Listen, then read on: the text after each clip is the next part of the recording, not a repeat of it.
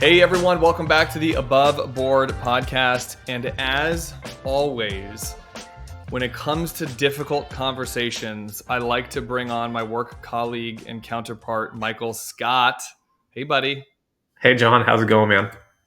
Good. I'm excited for this conversation because I think it's a useful one. I think people need to hear it. You know, we typically air these podcasts on Wednesdays of each week. We're recording this on a Monday afternoon after the markets kind of opened lower, I think would be a nice way to put it, Michael. And so we wanted to just create some conversation around what's happening economically or with the stock market, because certainly most people are seeing it. And we don't want to be alarmist, because a lot of what you're going to hear from us today is the usual things of stay the course and a little bit of why it's important to stay the course when it comes to investing. But we wanted to create awareness. Would that be a fair way of saying it, Michael?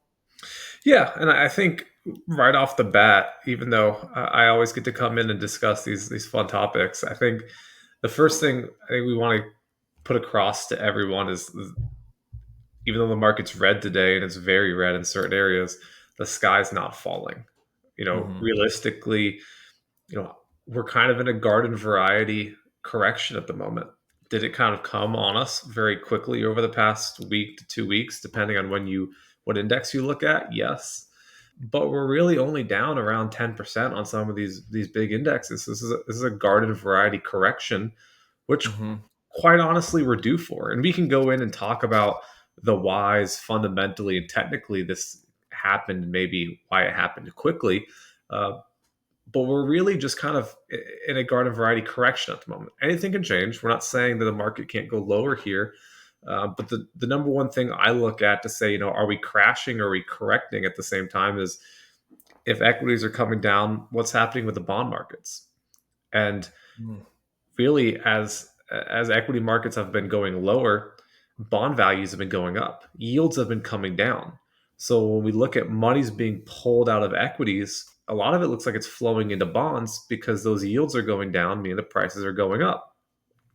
Generally, in a crashing stage, last time we had one of those, if we think back, was the COVID shutdowns.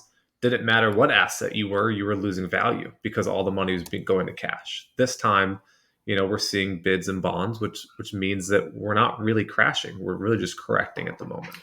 That's good peace of mind. And a lot of people don't talk about stuff like that. They don't pick into those things because all you see is the headlines, right? Mm-hmm. And actually, we joked on Friday that, I mean, it's a joke, but it's also true. I screenshot the CNBC, the headline article and the image, and I have a folder in my phone to use that as an example when I'm talking with clients about volatility of here's how bad things felt back in 2020 or 2018 or at different instances. And I have these screenshots over the course of years. And it's just so funny because the shot is always the most dramatic photo of some trader on the stock exchange looking like his hair out, looking like he's defeated. The day's over. Yeah, right. Like he just got the worst news of his life. And then, a day later, the markets are up and it's, oh, okay, I guess that's all fine now. And I think that it just speaks to how we as investors, as humans kind of feel things, losing always hurts more than winning feels good, I find. When the markets are up, you're like, oh, that's what it's supposed to do. Great. When things go down, it's kind of that kick in the shin to get your attention and be like, oh, wait, what's going on here? What's happening? And I like how you just opened with that one specific thing, because if you just looked at the headlines, you'd be left to thinking like, okay, what's happening here? Are we going through a recession? Did we just find out about this? What's happening? Which, it's interesting, going back months ago, you and I spoke, I believe it was on this podcast. I also believe we did this independent of the podcast, and we talked about just expectations throughout this year. And I mean, I vividly remember you saying, not to say that you can prognosticate and always be right. So for the record, I'm saying Definitely that here. not. Definitely not always. But I vividly remember you saying like, second half of the year could present some very volatile times. Now, it could have been for any number of reasons, not the least of which is the election. But yet here we are. And I'm not so surprised about it. But I think the headline news can be alarming. Can we define something real quick, Michael? Correction, which I've heard you mention a few times. Define this for the audience, the difference between a correction and a bear market, just so people know some of the terminology that they're going to be hearing in the news. Yeah. So statistically, when we look at the market, a correction is when we fall 10% from a high. Doesn't matter cycle high, however long you go back, it's 10% coming off of the high. Okay. So where we're at right now, the S&P is at about 9, the Nasdaq is in a correcting territory, the Dow's not quite there, but they all are approaching a correction area. Academically speaking, 20% from a high, so going down 20% would be considered a bear market. And we're not anywhere near that at the moment. Some stocks have fallen more than 20% this year, and I could name a few, but I'm not going to for compliance reasons. But we're not seeing that at the index level. And actually, talking about the market this morning, Monday, when we're doing it, all three indices have kind of bounced off their pre-market lows, which is really healthy to see. Which I'm sure we'll talk about in a little bit. Will kind of lead us to saying maybe this is more of a technical washout than a real fundamental problem. Hmm. But I think you were talking a little bit about this. And there's nothing that came about Monday morning or Saturday or Sunday that we didn't really already know was going on fundamentally last week.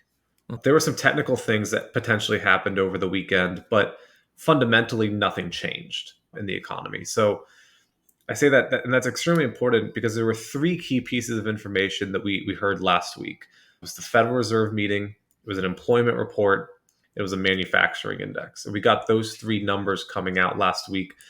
And before I go into them, let's preface it and say that the three of them all together don't feel good. But there's also two positives that come out of that at the same time. And I make the argument that the two positives are probably more important than the three negatives. What were those? So, starting number one, Federal Reserve had their meeting. They had a press conference on Wednesday, and they really set the tone that inflation they felt was continuing to trend lower, and they really opened the stage for a cut in September. Now, generally, we would think that maybe they do 25 basis points with some of this volatility. Will they do 50? We'll see. But they're really setting the stage for a cut in September. Number two, was the unemployment report on Friday. So every month we get the employment numbers that come out. And on Friday, we had the numbers from July, and the economy only added 144,000 jobs. Now, there's different ways you can slice that. You can say, hey, 144,000 is better than zero, and it's better than a negative number. And that's very true. But most of our numbers this year, except for I believe April, were above 200,000 or close to that, some even above three. So we're seeing a market slowdown from that rate of new jobs, which is Hmm. concerning if we bottom out near zero or go negative. Hmm. But the more important piece within the unemployment number is the unemployment rate, or the jobs number is the unemployment rate. So the unemployment rate ticked up to 4.3%. That's really important because it triggers a kind of obscure rule from a former White House and Federal Reserve member who's now an economist that basically said when the unemployment rate on a 3 month average rises a half a percentage point from the low of the past 12 months. Now that was a mouthful, so I'm going to say it again. When the unemployment rate rises on a 3 month average above a half a percentage point from the prior 12-month low, that's a indicator of a possible recession. So that really spooked the markets on Friday that, hey, this number, this rule that's been triggered, and I say rule in quotes, that's really potentially what helped push off a sell off on Friday. Pair Mm. that with a manufacturing report that wasn't great, and you set the stage for some volatility on Friday. Now, So it's the the markets interpreting that information as negative. Got it. Yes. Markets interpreting that as a negative information. Now, I said, you know, there is good news here as well. And if you just looked at the bad news, you would say, hey, maybe we are moving towards a recession. Um, the positive news here is that halfway through earnings season, according to FactSet, 78% of companies that have reported are beating expectations on their earnings. Wow. Then, additionally, if this rate holds, we're going to have about 11% earnings growth for the quarter, which would be a massive number versus the past couple of years. It's also important to remember we need that double digit earnings growth to justify our multiples. And Mm-hmm. we go look at earnings by and large have been pretty good.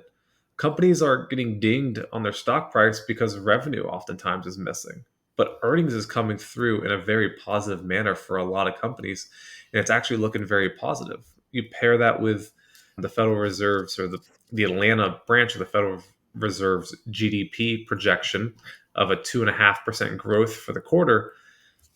It doesn't look like, from a GDP perspective or from an earnings perspective, that we're in a recession or moving towards one. It looks like growth is moderating from the post pandemic highs, is really what it looks like. Um, that being said, some movements around in the market last week with some companies may have triggered a couple things over the weekend. Hmm. A bit of awareness that I like to be mindful of, which I think is loosely paraphrasing something I've heard you say before. And and I talk to clients about this a lot. It's like the moment we are out of a recession, we're always headed towards the next recession. It becomes such a scary word because we always want to be so growth oriented and we want to assume our portfolios are going to always grow. But we know, like, when you can take a step back Mhm. and just think about when you're not feeling the market volatility and watching things go all over the place, when you can take a step back, logically, okay, things will go up and things will go down and the economy will expand and the economy will contract. I don't know. I don't know what, as I say that, if anything comes up for you while we're talking about that. I've heard you say that a bunch. I say that now with clients because it's good awareness for me to realize, like, times aren't always and can't always be good. It's like normal to have corrections. You expect that in your portfolio. Again, it's one thing to expect it, it's another thing to experience it. And that it always sucks when things go down and it's unnerving. But does any thoughts come up for you as I say that? Well, it's important to think about that in the aspect because if the markets just always went up, that's how we get into a bubble. Right. And Right. in this situation, the market decline, really depending what index you look at, has occurred in the past, 5 days to 2 weeks. And it's a pretty quick drawdown in the market. And maybe that's unsettling to investors because quite honestly, most of the year has been a straight line up. There was one Mhm. hiccup around the end of March and into April. Um, but overall, the markets have been pretty calm and serene this year. And then we kind of hit this bump, and it's really been a step down in a short period of time, and that can be unsettling to individual investors. But oftentimes, these sort of events clear the table of the froth that could build. Right? Yeah. We were trading at an elevated rate of about 21 times the S&P 500. That is elevated. That is above the norm. We were due for a pullback. And sometimes it's kind of like ripping a band-aid off. You rip it off and you realize, hey, the index looks about the same place it was back in the end of May. Like back at the end of May, times felt pretty good. So why are we concerned necessarily that we pulled back? Yes, it's uncomfortable seeing the market pull back a little bit because we see those numbers go up and you get excited and then we see them go back down and that stinks. But back in May, everything was fine at this level.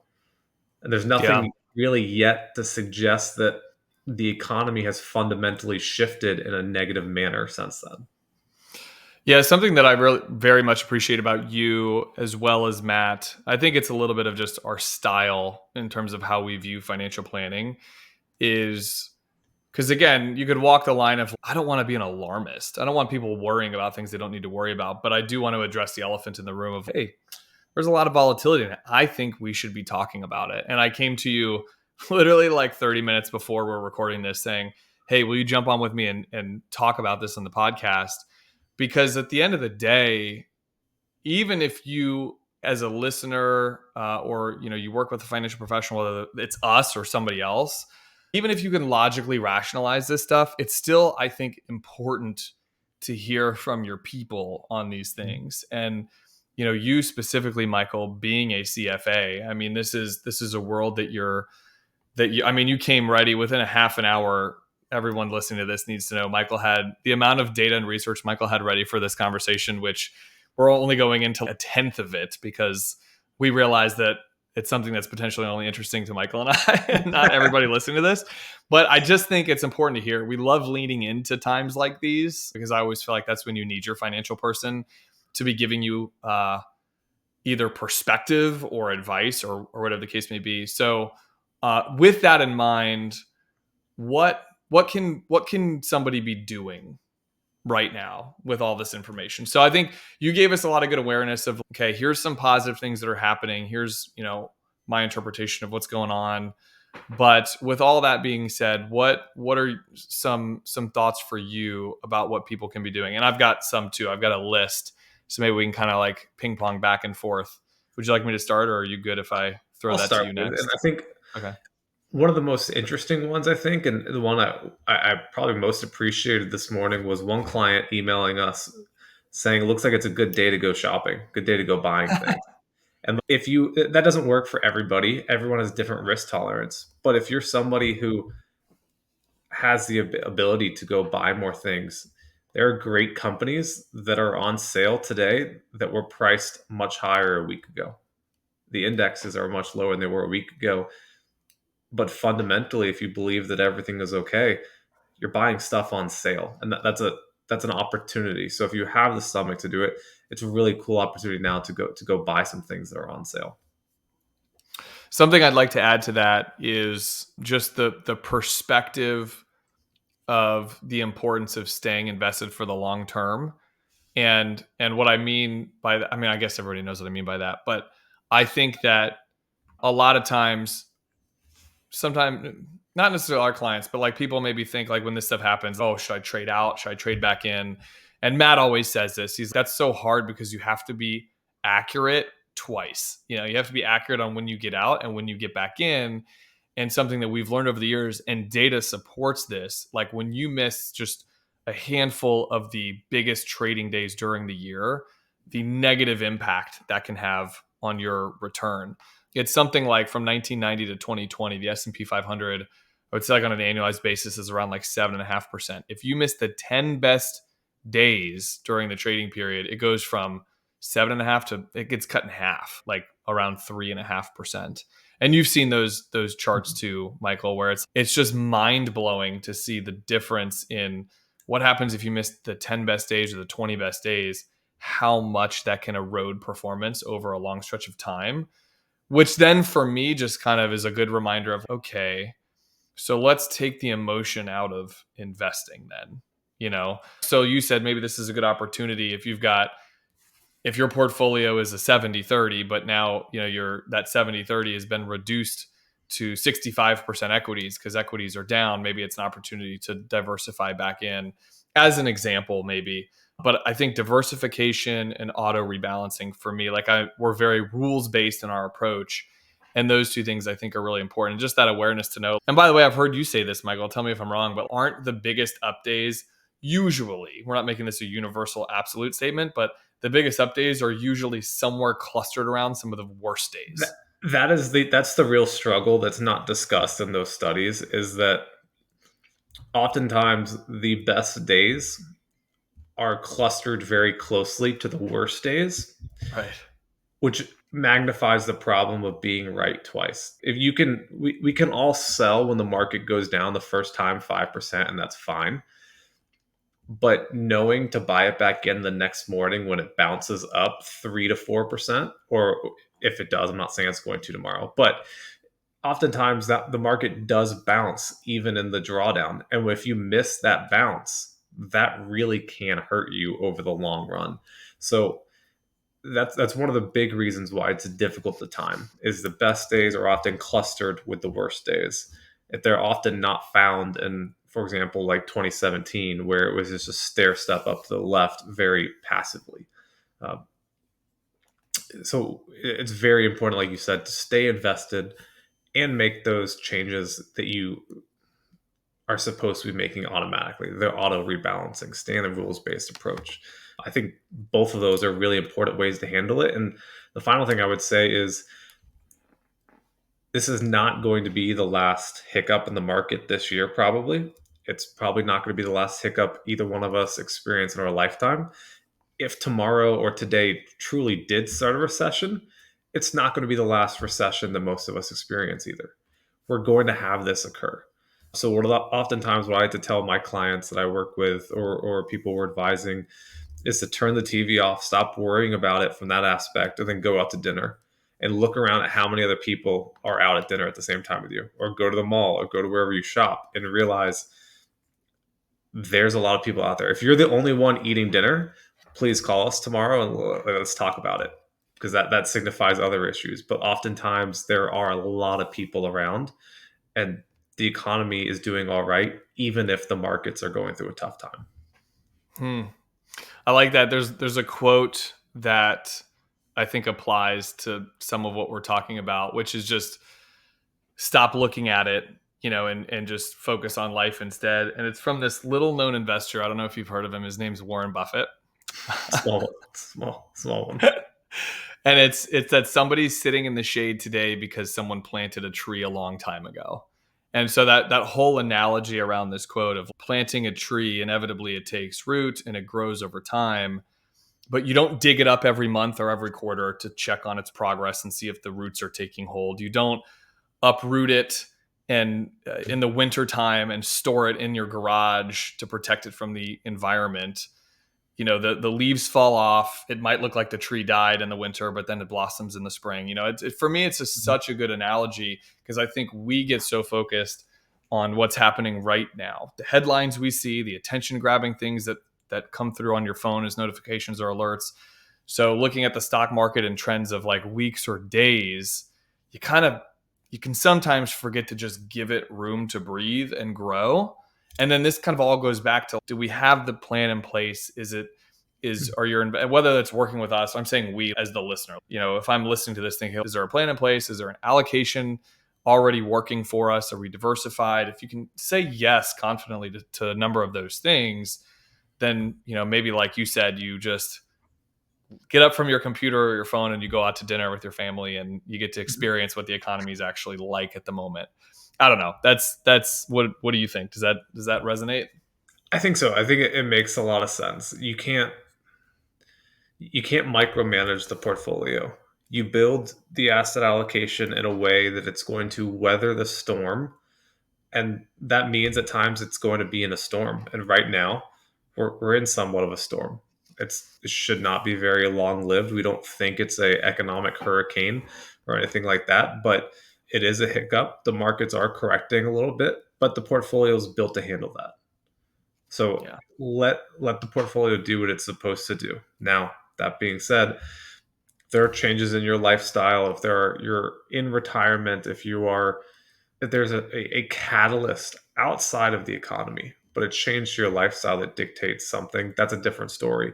But market noise is going to occur today, and it's going to occur every year for as long as we have the portfolio. That's just the way investing is.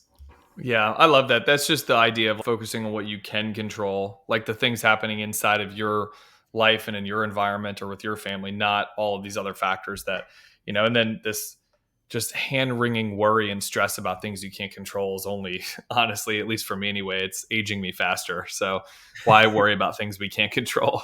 So as we're wrapping up, Michael, I think this was fun. My goal was for this to be like sub 30 minutes, just a quick, hey, here's what's going on. But as listeners listen to this, again, this is going to air midweek. So it'll air August 7th. What maybe in the coming weeks, anything that maybe people should be looking for, any reports, any just like something for investors that are paying attention to this that might want to be looking for something? Or is the advice like, don't, and just go out to dinner and enjoy life? And Well, either one's the right answer, by the way. if you're interested in it purely from just like being interested in it, there are a bunch of reports that are going to come out. There are Okay. reports almost every week. What's going to be really important is the beginning reads on inflation. Those are going to be important because that's going to dictate Federal Reserve movement. It'll probably solidify a cut in September. Employment's important. There's a couple big earnings that are supposed to come out. NVIDIA reports shortly. Those are all interesting to you and I to follow. If you're an investor listening to this because you're somewhat concerned with the recent market, don't do it, because there's likely to be the bad news is probably not going to end today. There's probably going to be more bad news that comes out, but there's also going to be a bunch of good news. But simply because there's bad news doesn't mean the world's ending or the recession's coming. It's always coming, but that doesn't mean it's here today. So Well said. And if personally, we have, if you're interested, there's some things, but quite honestly, if it's just because you're worried about the portfolio, I wouldn't pay too much attention about it. yeah, that's good. I think for listeners, just your understanding of what's happening gives peace of mind to folks. I certainly know it does for me, and it's. I mean, we're in conversations like this every day with clients, so we're used to it, but we don't take that for granted, and that's why we wanted to come on here and just chat about this stuff. One thing that might be worth mentioning as we're wrapping and closing up the podcast is maybe following us on social media, because the certainly if there's big enough events and trends happening, those will be things that Michael's going to be publishing or talking about, whether we do that in the form of a video off this podcast, but just like on our social media on YouTube or what have you, or articles that Michael writes. Actually, Michael, you just published well, it'll be tomorrow, but by the time people listen to this podcast, it'll be yesterday. So a mid-year election update, which I find to be pretty useful too. So we have a lot of that stuff. You can find us at CandorPath, or go to candorpath.com/blog for the specific one that Michael wrote on the election. But lots of important and useful stuff coming forward through from us. So without further ado, I will wrap this podcast today. We will see everybody next Wednesday. As always, thank you, the listeners, for hanging with us today on the Above Board podcast, and we will talk to you next week. See ya. See ya.